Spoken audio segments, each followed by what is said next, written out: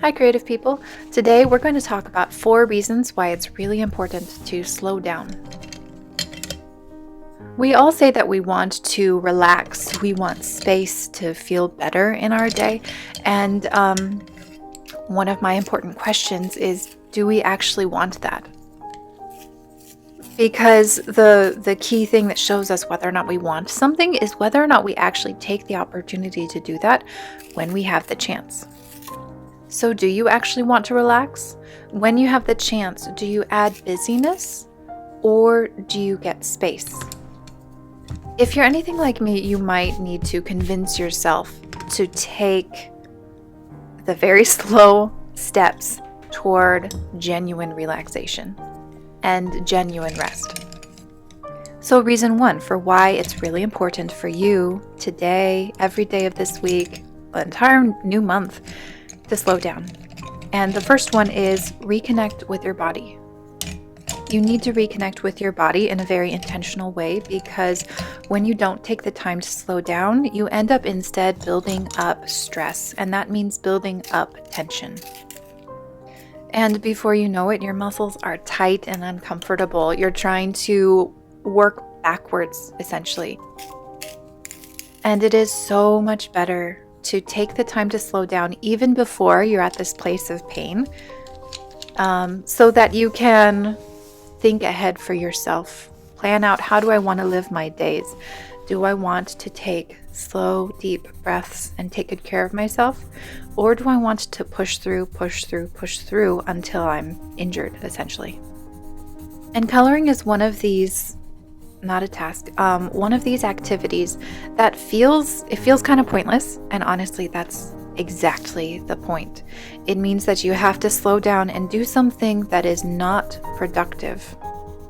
Every time I sit down to color, even if I don't feel like it, by the end of the page I feel better. My body feels looser and more relaxed, and all it took was a few minutes of just dropping my tasks, dropping the stress, listening to myself breathe, listening to the pencil scratch across the page. And it is a really important and really low, like, it's not productive, it's counterintuitive. But yeah, it's very important. So listen to your body. The second reason that you need to slow down is that you need to reconnect with your feelings. This is very similar to connecting with your body, because your feelings do live in your body. When you are sad, it affects your body. When you are happy, it affects your body. It's all connected. But this sort of slowing down to pay attention means reconnecting with not just the physical matter of your muscles, but with whatever you're experiencing in the moment. A lot of us have been taught to stuff down our feelings, and it takes a lot of practice, a lot of daily intentionality to slow down enough to recognize, oh, I'm frustrated or I'm sad, and I've been stuffing that feeling down and I've been feeling terrible and I wasn't sure why. Well, there's a reason why. And you know what? It is manageable. We can take care of it. We can talk with friends about it. We can just sit and exist, and it'll be okay.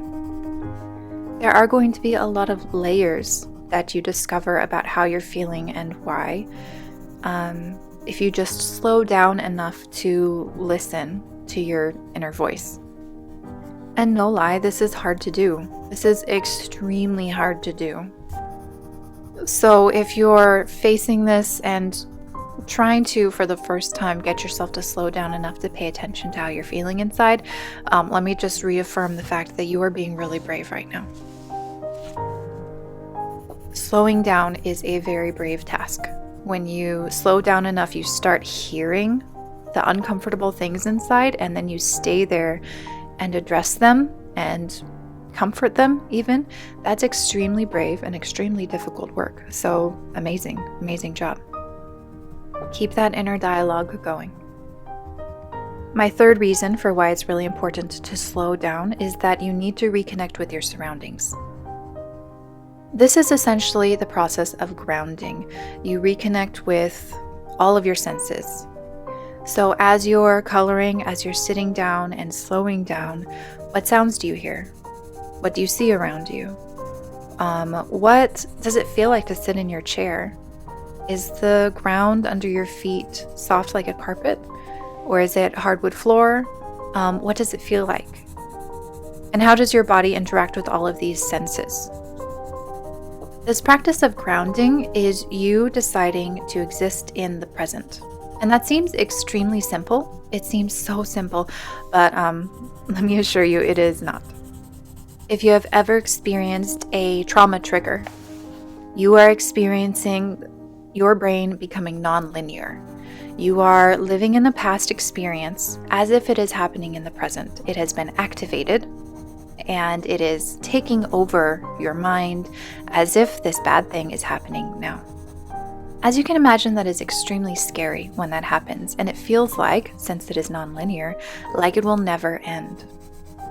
For any of you who are listening and you have experienced trauma, I'm sure you understand what I'm talking about. And I'm really sorry that you have this understanding, because I don't wish it on anyone. The way we combat these triggers is by reconnecting with our surroundings. The grounding practice that you do when you feel safe is what will help draw you out of the trigger when you are feeling lost in it. You will be able to remember what the present feels like, remember what safety feels like, and remember the fact that you are not actively in danger, you are actually in a safe place. Convincing your brain of this is hard. It takes so much work, but it is extremely important work. So yes, please, please, please, please take good care of your brain. Slow down and be intentional. Even in the times when you feel like, I have no problems, I'm fine, I don't need to be intentional right now. This is actually the time when you really do need to be intentional, because the goodness around you, as you practice noticing it, it will help you so much in the times when you feel like nothing is good, when you feel like you're trapped. And you will be able to remember that you are not actually trapped and that you can feel better again. All right, and the last one, reasons to slow down, is to reconnect with your imagination. This is where we get to back away from the really heavy stuff that I was talking about just now, and we get to think about our imagination and our creativity and how we can feed it. I know a lot of people who say that they aren't creative, and personally, I don't believe them. They say they're not creative because they don't do art or they don't do creative writing and things like that. But what I see in them is problem solving. Flexible mentalities, the ability to see things from other people's perspectives. And all of these forms of creativity are extremely valid and quite valuable. If you want to feed this type of thinking, alongside artistic abilities, sure, if you want that, storytelling abilities, awesome, you need to slow down and pay attention. You need to slow down enough to be able to see your own creativity at work. Be able to give yourself credit. Give yourself credit. Seriously. We discredit ourselves so regularly because we don't match what we see around us. But if you slow down and just see how amazing you are, I don't even have words for it. I just want you to see how amazing you are. So please. Part of slowing down and doing something like coloring, writing a little bit, doing a creative, a DIY project, that means you have to acknowledge your own creativity and then feed it, add to it, build it, develop it. And all of these things where you're developing your creativity in an area that is technically non-essential, you are playing. And play is healing and amazing. All right, I'm out of time. I hope you enjoyed this and I hope you feel encouraged. So subscribe, like, comment, share, all that stuff. I hope to see you around.